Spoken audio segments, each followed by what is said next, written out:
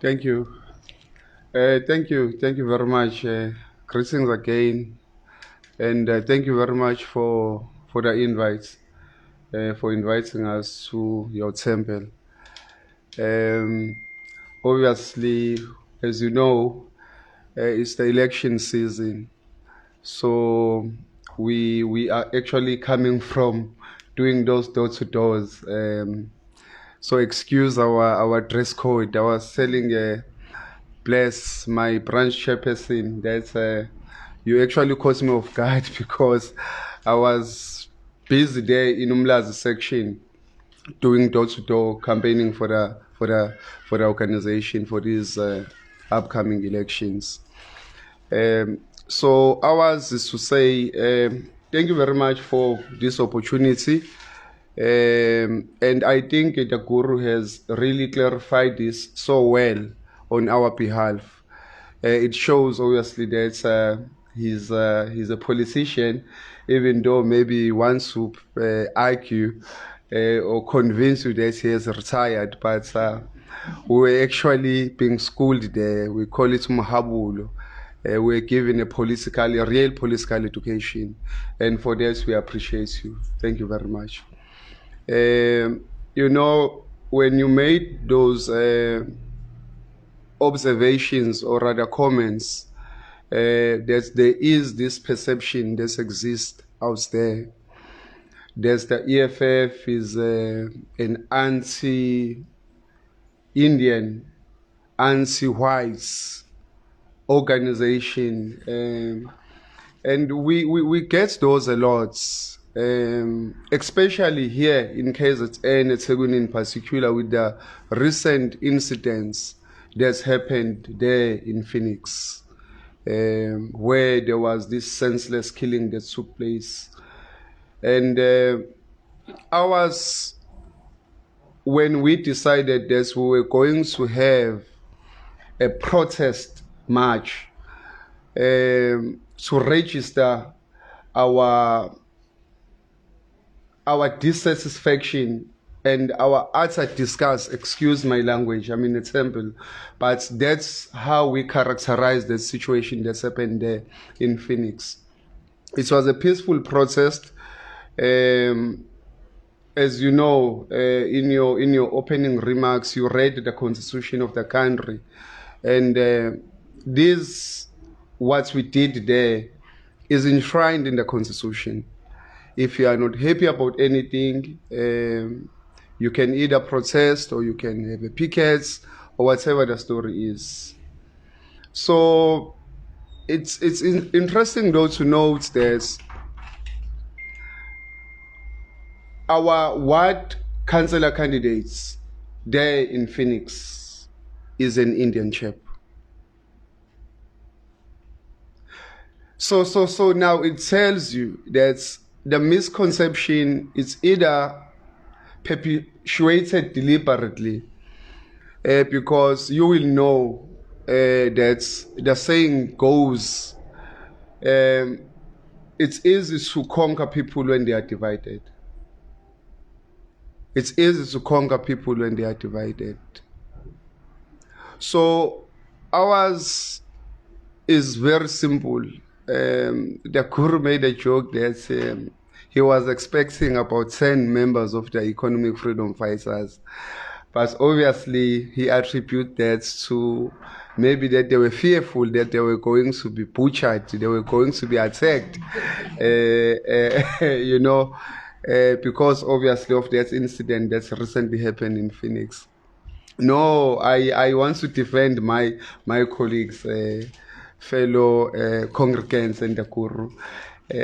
They were actually, they are still busy doing door to door, because as you know, ordinarily if there were going to be elections, you know, they normally get to be announced, say in about 6 months in advance or 8 months in advance or so. So now we are expected to do what we normally do in 6 months within a space of 2 months or 3 months. So we are putting up a very vigorous campaign. So those members that were supposed to be here, they are actually on door to door. As I said myself, I'm coming from door to door.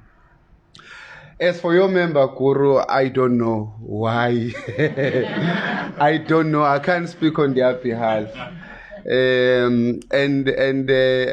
I think you should have more of these sessions.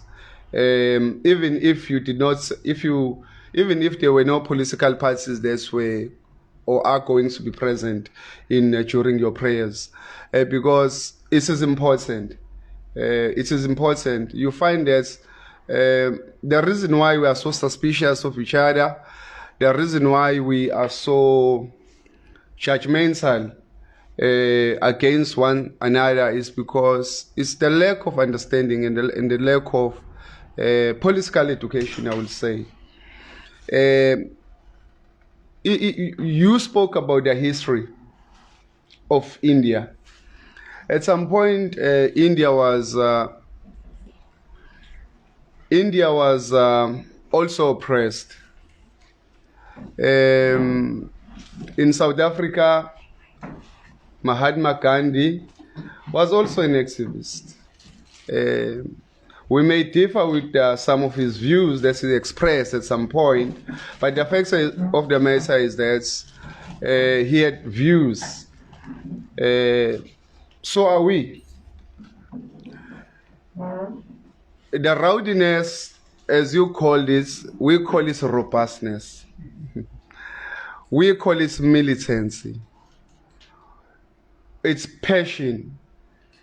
You know, we fight and we rebel because for many reasons we can no longer breathe. If you are suffocating me, what else are you expecting me to do? The conditions are not favorable. Dating back from the days of colonialism, fast forward apartheid, democracy, the so-called democracy that we have, the material conditions for the most part, for the majority of black people in this country have not changed. It's only those few, what you call elites, the elite pack, became millionaires, billionaires post-apartheid. But the reality of the matter is this: the lived experience of black people, I can tell you now, many of you will never even make it there for a day. And this is not a rhetoric. It is not a rhetoric. So when you say when you judge us, when I say you, I don't mean literally you, but whoever judges our politics, they must understand, and they must understand this within this context. That's I'm saying. The living, you were speaking about earlier on that there are informal settlement, the shacks around the cities and around your beautiful suburbs. Now, what else are you expecting those people to do? Because post-apartheid South Africa, they did not build any economy. They did not build new cities. In South Africa, 27 years post-apartheid, Gauteng, Western Cape, KwaZulu-Natal, those are still the economic hubs of South Africa. And if you look at the apartheid spatial planning, at the center or in the inner city, close to all these opportunities, the social engineering of apartheid, white people in the center,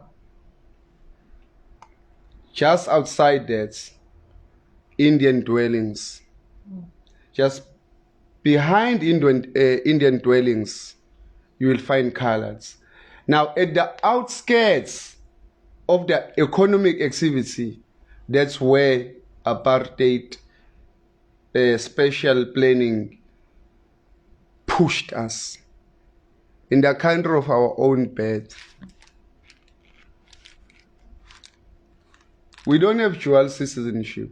I don't have an option if it doesn't go well to go to England or to go to another country. This is our country. If we don't make it here, if we don't make it work here, where else are we going to make it work? It's simple. Our generational mission is very simple. And we make no apology about that. It's either we choose to live on our knees or we fight. And we chose the latter. We are going to fight.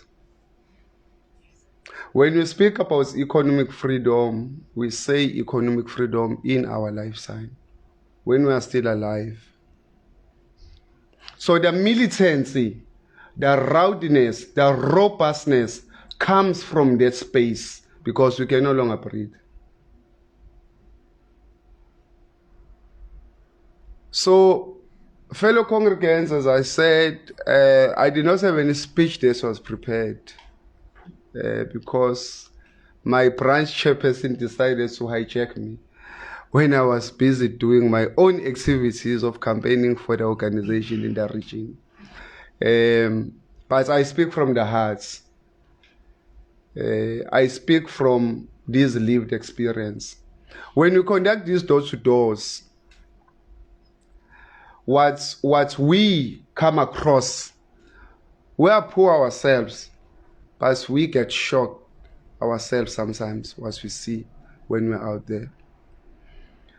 And you must understand that we do these door-to-doors so that when we take over, because we are going to take over, it's a given.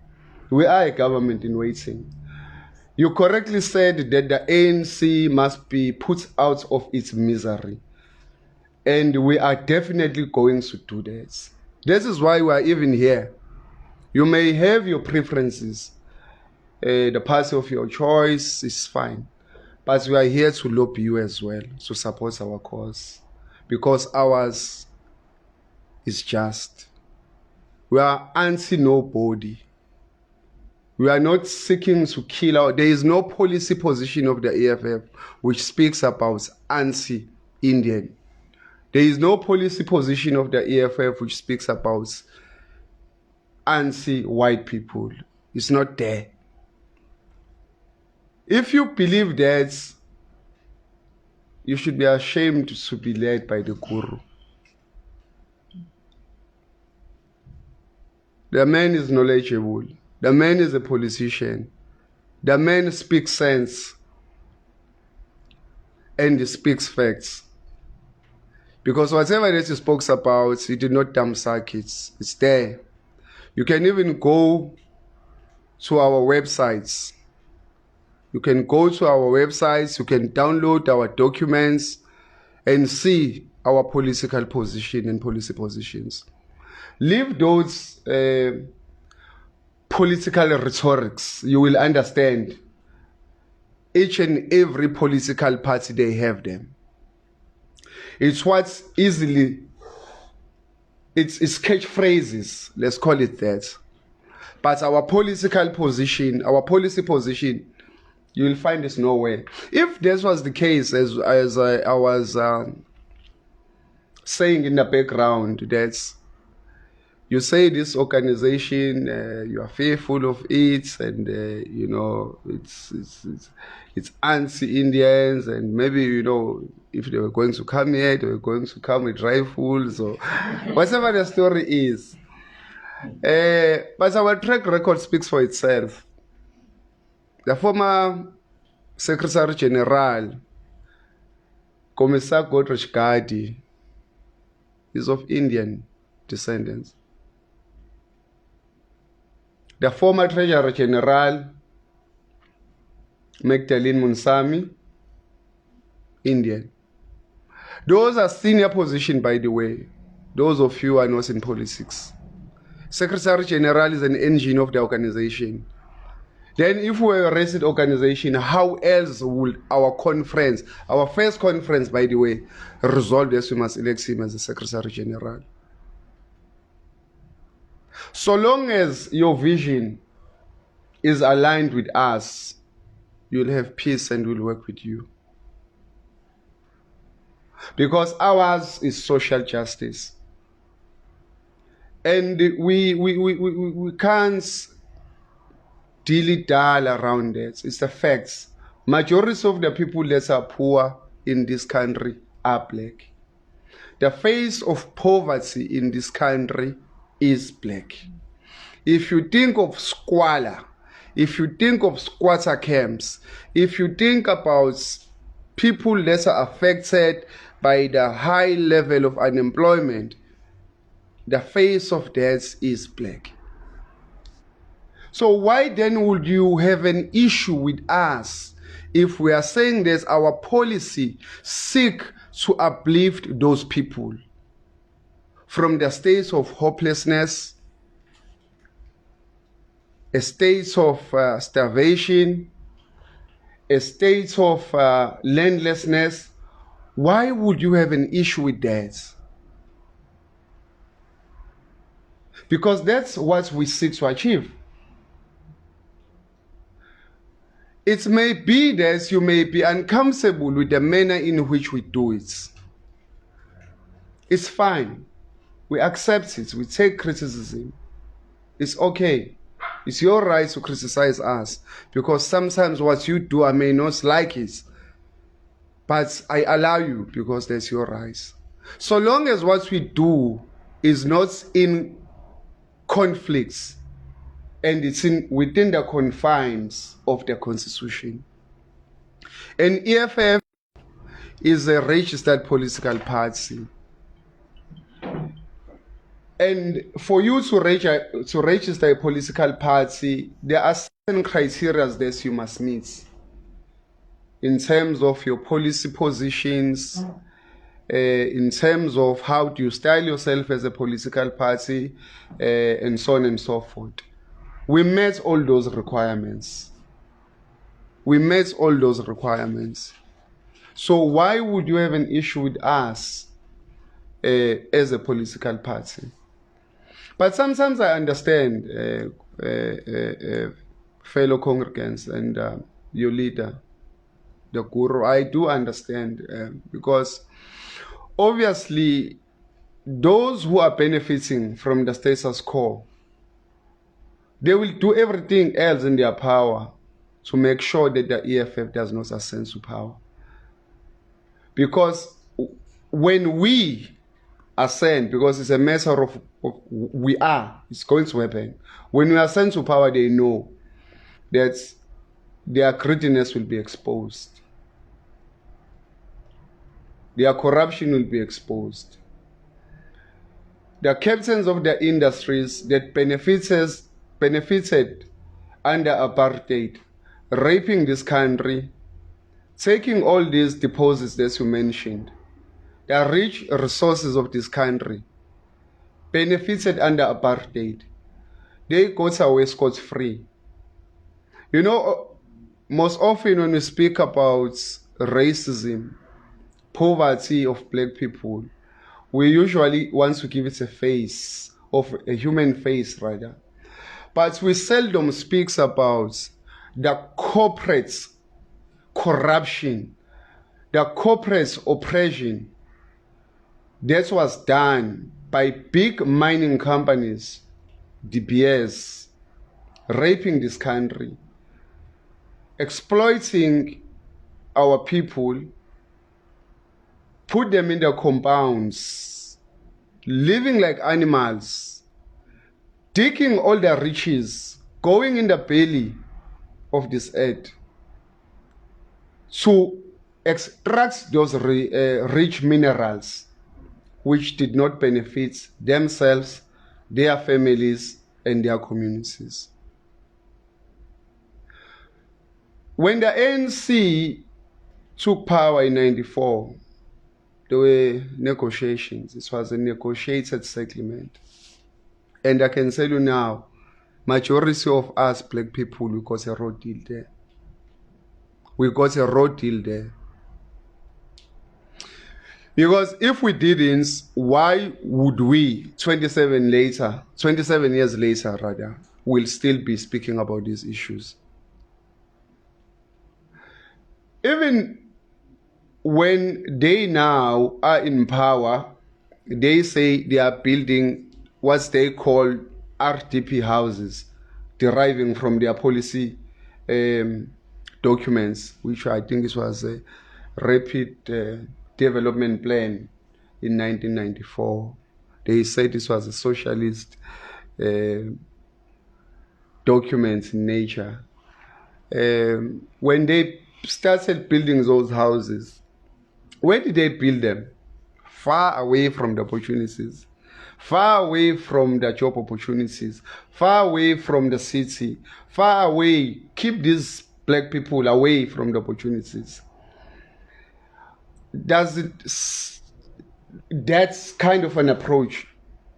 Does it look like it's address or redress the imbalances of the past? Recently, when the president and the commander-in-chief of the economic freedom fighters was launching our election manifesto and unveiling our new premises, the new building that we bought, Winnie Mandela House, there in Johannesburg, he outlined and spoke at length about what the EFF municipality will look like.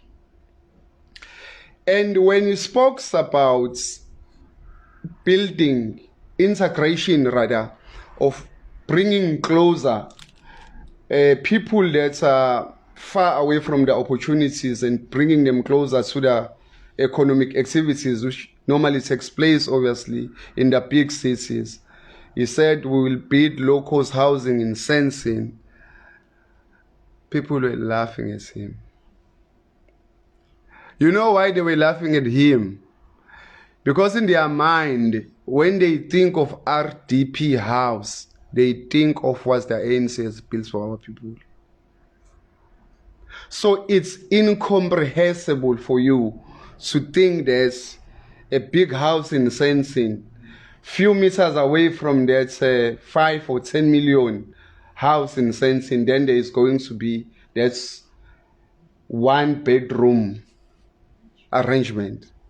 You must see the houses that are built by the EFF. We are not in government, by the way. You must see the houses that we are building. So people must understand these things, because we must be genuine about it. You say you are not happy, you are upset, you did not like what's happened in the past. You even tell us stories that maybe my grandfather or my father or they were also anti-apartheid activists. But your attitude and your actions at this juncture, at this point in time, when we need you the most, they speak otherwise. You judge us, you shine at us, you are comfortable when we are not around, because this is why we are able to speak bad about us as an organization. But you have never really taken time to really understand this organization. You don't even have to read if you don't like reading, because I know many people, they don't like reading. You can just go on YouTube, man. They are there. Listen to our Deputy President, Floyd Nyigoshibam, when he speaks about the economy, how the EFF intends to grow the economy, to create job opportunities, and so on and so forth. Listen to the President when he speaks about the politics, rather, of the organization as the political head, and tell me where you really say you dictate that he's anti a certain grouping of people. You're seriously going to have a serious problem with us, of course, if you are a racist. You are really going to have a problem with us. And we are not going to apologize about that. When the SG was addressing this march in Phoenix, he said, and I quote him, "You only negotiate peace with people that you want to live with. We are not here to negotiate peace with the racist, because we do not want to coexist with the racist. We don't want to coexist with them. Why must we coexist with the racist?" So I'm saying it's fine. You may differ with us. You have your own opinion. You have your own preferences. It's fine. But understand where we come from. Understand our mission.